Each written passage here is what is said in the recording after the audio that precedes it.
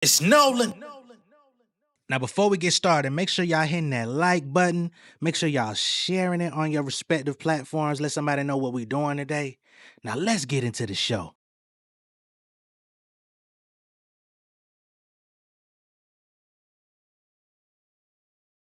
And the rent due, and you late. Yeah, what you know about your girl call? And a miss due, and she late. Yeah, what you know about showing up to work in the rush and you 30 minutes late? We call them regular days. Yeah, that's just another day.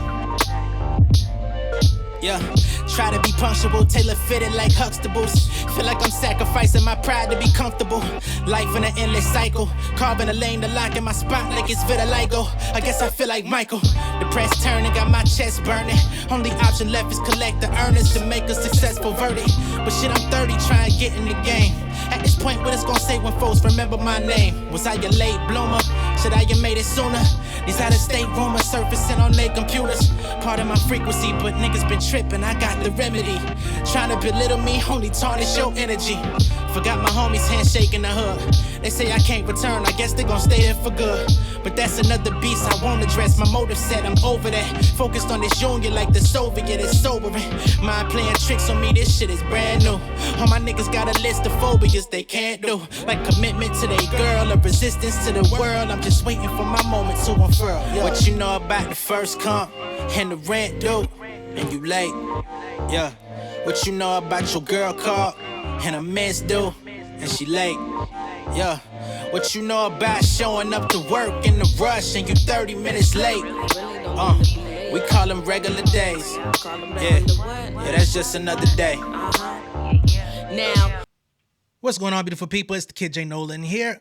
Welcome back to another episode of Inside the Industry, your number one source for music, entertainment, commentary, and breakdowns. Hope everybody's doing well today on this Tuesday evening. All right. Now, as y'all can tell, the song I just played in my opening is called Late.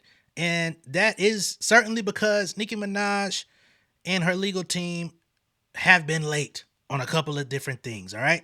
And in this video, we're going to get into just that. Right. Now, number one, we've already been talking about what's going to happen or what could possibly happen with Nicki Minaj's home. Her residence is at risk of being sold, put on the auction block, because she does owe this guy, Thomas Wiedenmuller, $500,000 that he was actually awarded from a judge in a default judgment due to her failure to appear in court to defend herself. He's pursuing this money, this payment.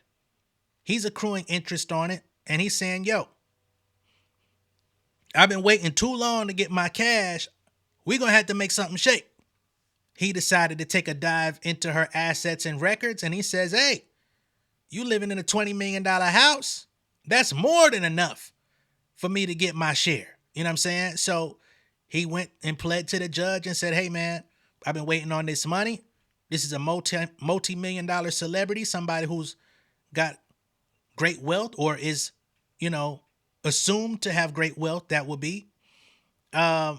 She lives in a $20 million home. She's not paying me. If you put this thing up for sale, hell, she could pay me and all of her existing debts. Everybody would be happy.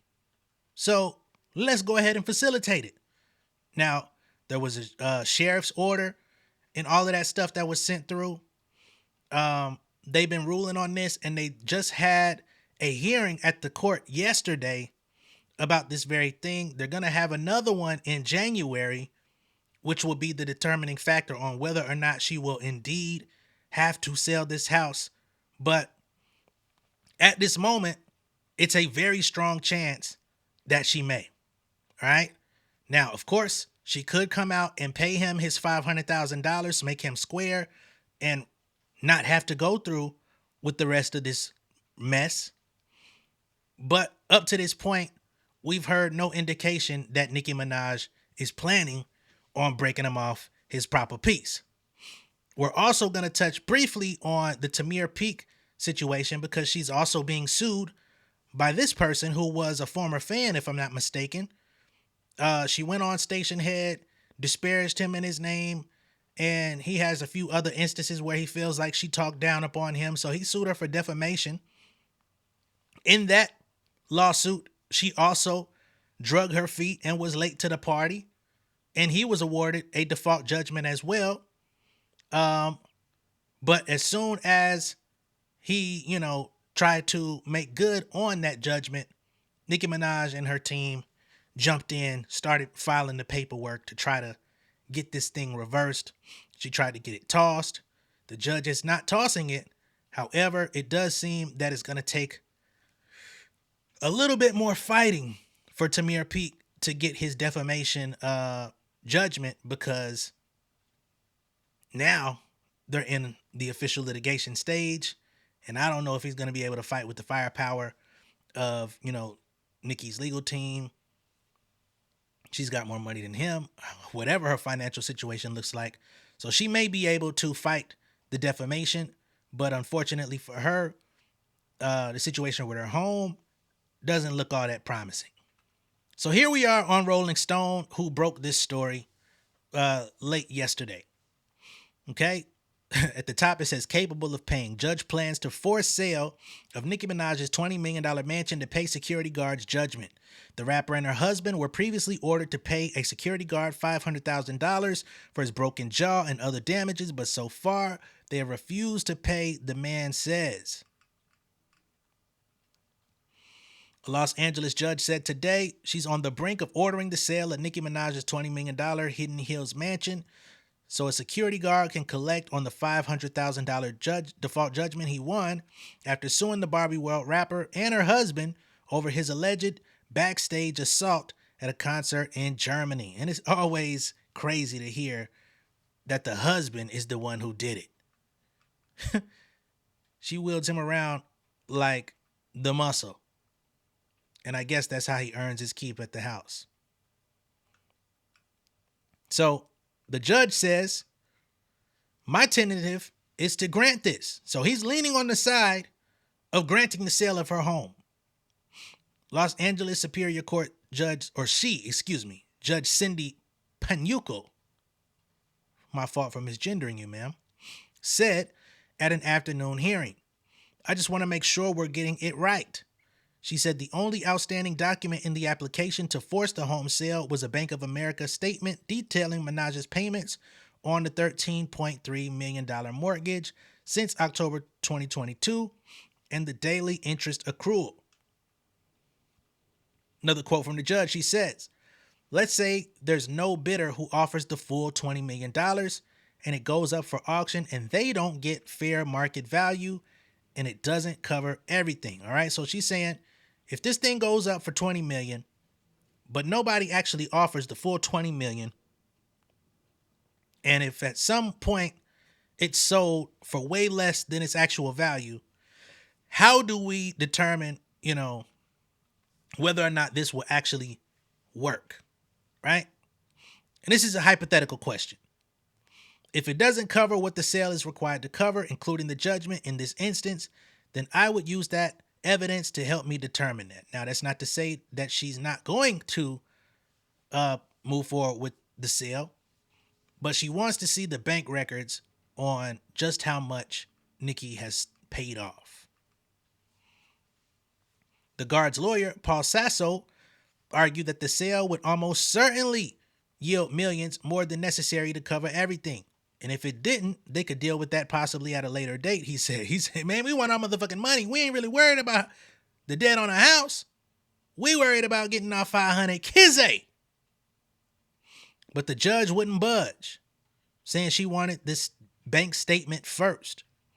As I understand it, that's the only piece missing. Everything else looked good. She set a follow-up hearing for January 22nd to receive the pending paperwork and enter her ruling. So, top of the year, this ain't going nowhere. And again, she's leaning toward granting it. Just needs a couple more documents before reaching a final decision. So, Nicki, you better get on your shit. Plaintiff Thomas Wiedemuller filed his application for the order last month, telling the court he tried to enforce the default judgment through less extreme measures, but Minaj and her husband Kenneth Petty have not responded. He says 7 potential garnishes claimed, or garnishees claimed, they did not have any accounts payable to Minaj or otherwise failed to respond at all. The 8-bedroom luxury home has a $13,258,000 mortgage lien, and Minaj, as the sole owner, would be entitled to a $722,151 homestead exemption, the application obtained by Rolling Stone said. With the home recently appraised at $20 million, a sale would yield approximately $6 million in funds once the lien and exception are paid, it estimated, right? So that's why they believe that this would satisfy that plus more. Okay? There's no doubt that the sale of the dwelling would satisfy the entire judgment with millions to spare, the application said. Although it is regrettable that the extraordinary measure of forcing the sale of Minaj's dwelling is required, that result is entirely the product of her intransigence in not making payment. You say you could have just paid me my little $500,000, but since you want to play hardball, well, shit, let me wind up. The application described Minaj as a global music superstar with an estimated net worth of at least $150 million. There's little doubt that she is highly capable of paying the judgment in full, and yet she has refused to do so despite multiple written requests for payment and levies served upon several of her suspected creditors. Okay? So he's saying she don't like to pay nobody. Wiedemuller sued the couple in January 2022, alleging Petty ambushed him from behind and sucker punched him in the face as retribution for Wiedemuller stepping in to defend a female security guard during a dispute with Minaj during the 2019 concert in Frankfurt. According to Wiedemuller, Minaj became visibly frustrated and blamed the female guard for allowing a fan to breach the barricade and climb on stage with her. Minaj allegedly started berating the female security guard while recording the exchange. Wiedemuller says he stepped in and told Minaj it wasn't fair that the guard's career might be ruined on social media. In response, Minaj allegedly threw a shoe at Wiedemuller, but missed. Wiedemuller claims Petty later accused him of disrespecting Minaj and punched him in the face, leaving him stunned and disoriented. So all he was really trying to do was trying to protect a fellow security and say, hey, you can critique her job, critique how she's, guarding the premises, but you don't have to embarrass her on social media, which could possibly get her fired and affect her getting another job. And apparently they arranged for him to come back after this encounter took place. And the convicted husband broke the nigga jaw, punched him in the face, broke his jaw. He said, I felt a blinding pain in my head, neck, face, and jaw. I could tell in that instant that something was seriously wrong with my jaw, he wrote in the court filing. He said medics called an ambulance to take him to a hospital. He underwent the first of several surgeries and stayed there for 10 days, he said. He says, I now have 5 plates in my jaw, and my jaw has not yet been fully reconstructed. The doctors must still insert implants into my jaw as part of the reconstruction process. So he's seriously injured. Some people be coming out here like, man, I was treated for stitches. I couldn't sleep for a few days. But this man said he still ain't even fully done with the recovery process. And this shit happened 3 years ago. 6 years. What, in 2019 and now 6 years ago.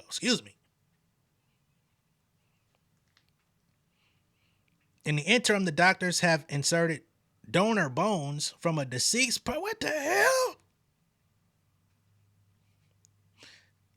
That is medicine, Having inserted donor bones from a deceased person into my mouth in order to preserve space for the future implants. Damn. They do say that you want to donate your body to science after you pass. But I don't want that shit. Come around here trying to put a dead man jaw on my shit. Huh? Wiedemuller previously asked for around $21,000 to cover medical bills and $700,000 for his ongoing injury and emotional pain and suffering. The judge trimmed it down to $503,318 when she awarded the money Friday under a default judgment because Minaj and Petty never responded to the lawsuit. Should have gave him the full amount. Weeda Muller's lawyers told the court they made repeated attempts to serve Minaj and Petty with the complaint, but were never successful. They mailed copies and sent a process server to the couple's gated community in Calabasas, California, but never made contact. They eventually published the summons in a newspaper. A rep for Minaj and Petty did not immediately respond to a request for comment from Rolling Stone. The couple married in 2019, the very same year that this man's jaw was broken, and welcomed a son later. The house they share in Hidden Hills is Minaj's sole property, according to court documents. Petty, meanwhile, remains a defendant in an SA lawsuit filed in Brooklyn federal court by Jennifer Huff, the woman at the center of Petty's 1994 attempted rape conviction. Huff claims Petty accosted her at a Queens bus stop in September 1994 when they were high school students. She claims he forced her to a nearby residence at knife point and SA'd her. Petty was ultimately convicted of first-degree attempted rape in 1995 and spent 4.5 years in prison. Decades later, in January 2020, he was charged with failing to register as an SO when he moved to Los Angeles in 2019. He was sentenced to 3 years of probation and briefly placed on house arrest in 2023 for violating the terms of the probation. So clearly this man doesn't abide by any sort of rules or laws. Now, as it pertains to the Tamir Peak situation, this was put into the system a couple weeks ago by the judge. This is their opinion and order about where things currently stand. I didn't cover this, so I'm just going to do a quick briefing of what this whole situation is. So Vernon S. Broderick, U.S. District Judge, says, before me is a letter motion filed by defendants Onika Tanya Mirage Petty and Pink Personality Incorporated seeking an order to stay proceedings for 45 days to permit defendants time to find and retain new litigation counsel after the recent and sudden withdrawal of their current litigation counsel, which she has since found. As the clerk of court has already entered a certificate of default as to these defendants, I will treat this letter motion and defendant's subsequent letter in further support of their stay request, as one also seeking to vacate the certificate of default because I find that defendants have demonstrated quote-unquote good cause for the relief requested. Defendant's motion to vacate the certificate of default and stay proceedings for 45 days is granted, and plaintiff's motion for a default judgment is denied as moot. Okay? So Tamir Peak will not be getting the money that he was previously expecting. Okay? On September 10th, 2025, plaintiff filed an instant complaint against Mirage Petty, Pink Personality, and Pedro Velasquez, alleging defamation claims arising from a campaign of malicious false statements and harassment directed at plaintiff. Defendants Mirage Petty and Pink Personality were served on September 30th, 2025, and were required to submit an answer or otherwise respond to the complaint by October 21st, 2025. However, defendants failed to timely respond. On October 24th, plaintiff petitioned the clerk of court for a certificate of default just 3 days later. That same day, the clerk of court entered a certificate of default against defendants Mirage Petty and Pink Personality. Now, based on the 30-day gap or whatever, if the default was given, I don't understand why it will be reversed, but I'm not a legal professional. On November 3rd, 2025, and really it wasn't the full 30 days, which actually came back to bite Tamir in the ass. On November 3rd, 2025, in-house counsel for Mirage Petty and Pink Personality filed a notice of appearance and a letter motion to stay proceedings, arguing that they have good cause because they need time to find and retain new litigation counsel after the abrupt withdrawal of prior counsel. On November 3rd, plaintiff immediately filed his opposition letter to Mirage Petty and Pink Personality's letter motion. On November 11th, Mirage Petty and Pink Personality filed a letter in further support of their initial November 3rd letter motion.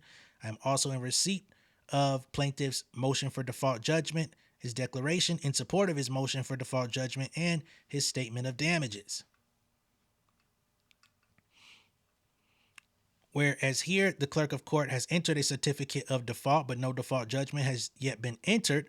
The court decides a motion to vacate the entry of default pursuant to the good cause and standard under Federal Rule of Civil Procedure 55C, which is more lenient than the standard to set aside a default judgment under Rule 60B.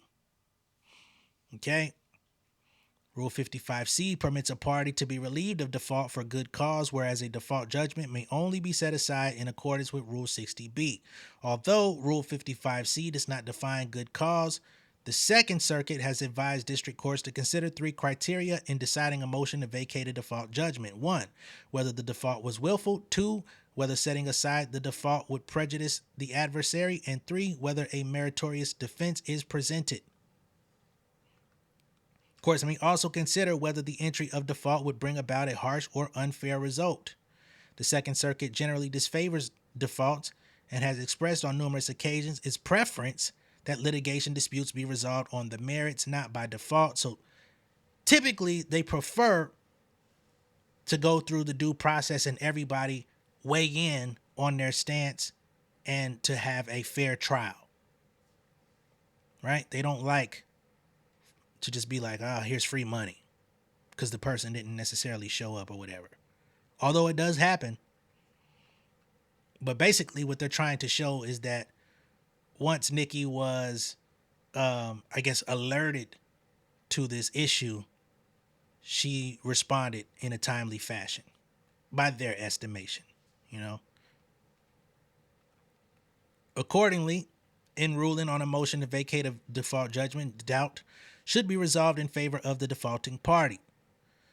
Willfulness. First, I evaluate whether defendants Mirage Petty and Pink Personality's default was willful. In the context of default judgment, willfulness refers to conduct that is more than merely negligent or careless. Interesting. In other words, willfulness is egregious or deliberate conduct, such as where a defaulting defendant makes a strategic decision to default. The inquiry for determining whether a defendant acted willfully focuses on what actions, if any, the defaulting party took after it became aware of the existence of the litigation or entry of default. Thus, even where notice was adequate and the defaulting party failed to rebut the presumption of receipt, if the party responded promptly after learning of the action, courts have found that the party's default was not willful. Here I find that defendants Mirage Petty and Pink Personality did not act willfully, and that their quick actions upon their receipt of the notice of default judgment is a key indicator that their default was not willful. The Second Circuit has found that a defendant's prompt application for a motion to set aside an entry of default suggests that the default was not willful. Only 9 days after the certificate of default was issued, counsel for Mirage Petty and Pink Personality filed a notice of appearance and a letter motion requesting a stay of proceedings. Mirage Petty and Pink Personality's prompt response suggests that they did not act willfully in defaulting, but rather fully intended on defending themselves in this suit. Although she was not defending herself.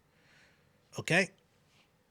Plaintiff argues in his opposition letter that on October 20th, defendants Mirage Petty and Pink Personality's counsel, Judge Burstein, personally emailed plaintiff urging plaintiff to withdraw the complaint and made threats in connection with the litigation demonstrating that defendants' inaction was willful because they had ample notice and opportunity to respond. However, plaintiff does not explain what threats Burstein made, simply stating in his motion for default judgment that counsel implied adverse consequences should he refuse to withdraw his lawsuit. So the judge says you claim that you've been threatened, but you fail to elaborate on what types of threats were made in your direction. Furthermore, as defendants Mirage Petty and Pink Personality contend in their letter motion, Burstein abruptly withdrew entirely from his representation of defendants without giving any prior notice only a few days after his alleged communications with plaintiffs. So he allegedly threatened Mr. Peak and just days later said, I can't be associated with this, withdrew, and has since moved on to where Nicki has had to replace Burstein. A lot of threats be coming from that side, though. I ain't gonna lie. In-house counsel of defendants Mirage Petty and Pink Personality states that he only learned about the lawsuit on October 30th, the same day that Burstein withdrew from his representation of Mirage Petty. Okay. Even if, as plaintiff alleges, defendants Mirage Petty and Pink Personality had ample notice of this lawsuit and the response deadline, plaintiff moved for default judgment only 3 days after the October 21st answer deadline had passed, and defendants Mirage Petty and Pink Personality filed their letter motion only 2 weeks after the answer deadline, approximately 30 days after they were initially served with process, contradicting plaintiff's assertion that their untimely response was willful. Interesting.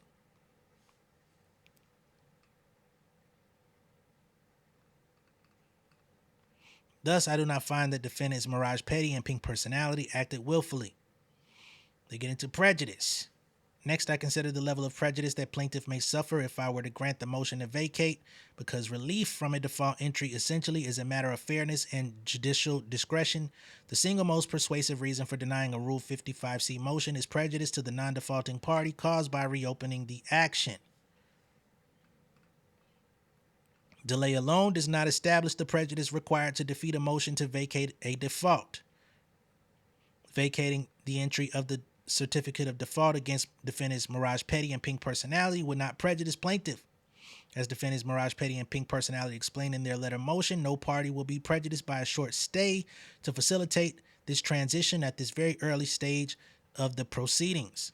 Mirage Petty and Pink Personality's answer of response was due approximately 3 weeks ago, and plaintiff simply states in conclusory fashion that a stay would severely prejudice plaintiff with no further explanation. So this seems to be a problem, Tamir.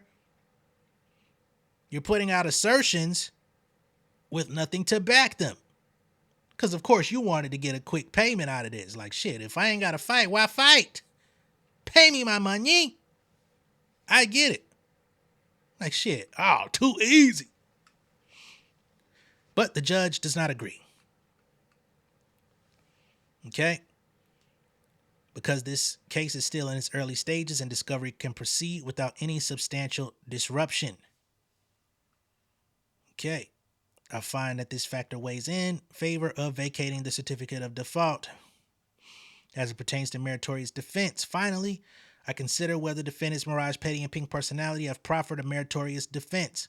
To make a sufficient showing of a meritorious defense, a defendant need not establish his defense conclusively, but he must present evidence of facts that, if proven at trial, would constitute a complete defense. Here, defendants Mirage Petty and Pink Personality merely claim that their request is made in quote-unquote good faith, with no further information about the substance of the litigation. Defendants fail to present more than conclusory denials when attempting to show the existence of a meritorious defense. I therefore find that the defendants Mirage Petty and Pink Personality fail to present a meritorious defense. Despite defendants Mirage Petty and Pink Personality's failure to present a meritorious defense, I note the Second Circuit's preference that litigation disputes be solved on the merits, not by default.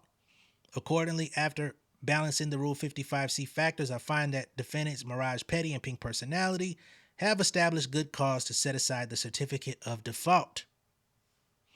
For these reasons, defendant Mirage Petty and Pink Personality's letter motion for a stay of proceeding for 45 days after this order is issued and to vacate the certificate of default is granted. Additionally, plaintiff's motion for a default judgment is denied as moot.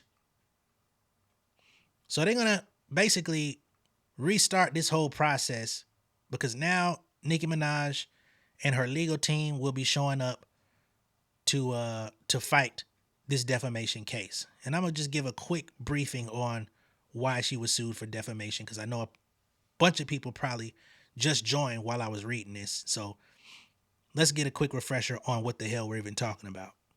So the factual allegations of this defamation suit against Nicki Minaj is this. On or about April 22nd, 2024, Mirage Petty disparaged plaintiff and promoted a station head broadcast implying plaintiff was mentally unstable. On or about May 21st, 2024, Mirage Petty publicly stated that plaintiff was one sandwich short of a picnic and clearly gets a check from the government falsely implying mental disability and government dependence, and I'm guessing on the brink of obesity. But that part was not put in here, okay? I'm just implying. On or about July 20th, 2024, so this is multiple occasions where he's claiming that Nicki Minaj has shitted on him online. Mirage Petty broadcasted via station head that plaintiff was a stalker and accused him of impersonating members of her team despite no factual basis. During the same broadcast on or about July 20th, 2024, Mirage Petty falsely diagnosed plaintiff with a mental disability and encouraged her fans to harass plaintiff. That's the part I don't be understanding. Like, why would you mobilize your fans to harass somebody? Like, blocking a motherfucker?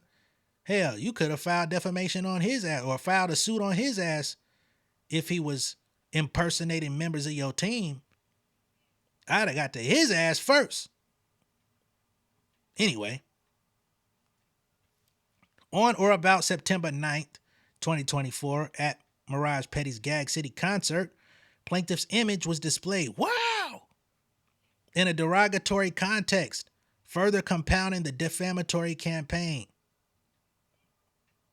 Why would you put this boy up on the screen at your concert? Velasquez amplified these statements on social media as part of a coordinated campaign of harassment. These statements were false, malicious, and made with reckless disregard for their truth. The statements were disseminated via station head, headquartered in New York, and thereby intentionally directed into this forum. The statements accused plaintiff of crimes and moral corruption, constituting defamation per se. And you know what's funny?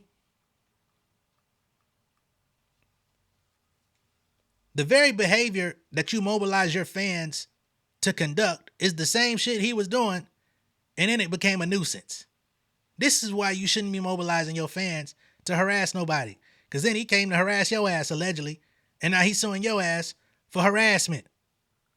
Ain't that about a bitch? So based on all of that, he filed the lawsuit in September. She never responded to it. Her legal team never responded to it. He had legal grounds to ask for a default judgment. He got the certificate of default. Everything was going well, and Nicki Minaj eventually swooped in and said, "Hey, I'm here, guys." And now his certificate of default has been reversed by the judge, and now they'll actually have to go through the full process. All right? So whatever money he thought he was going to get, no more, and he's going to have to fight for it. And just as a refresher for those that joined while we were reading all of this, the first topic of discussion was Nicki's house, whether or not it would be put up for auction. Unfortunately, if you thought that it was going to be put up, or if you've read that it's going to be put up, you've read or heard incorrectly. There will be another meeting in January of 2026. The judge asked to see Nicki Minaj's Bank of America records to see, her payments on the mortgage, basically to figure out how much money she's put up, and to see, okay, although the house is worth $20 million, what happens if she doesn't get the full 20? Would she still be able to pay off Thomas Wiedenmiller his $500,000, right? The judge is leaning towards the sale, but she wants to see Nicki's paper trail and bank statements first before hitting the gavel and saying the house needs to be put up. So there's still a possibility that it could, but we won't find out until January. All right? Let me know what y'all think of all this down below in the comments. Be sure to like and share this video. If this is your first time seeing me on YouTube, go ahead and subscribe to the channel, become an insider. And I will catch y'all on the next one. Y'all be good out there. Peace.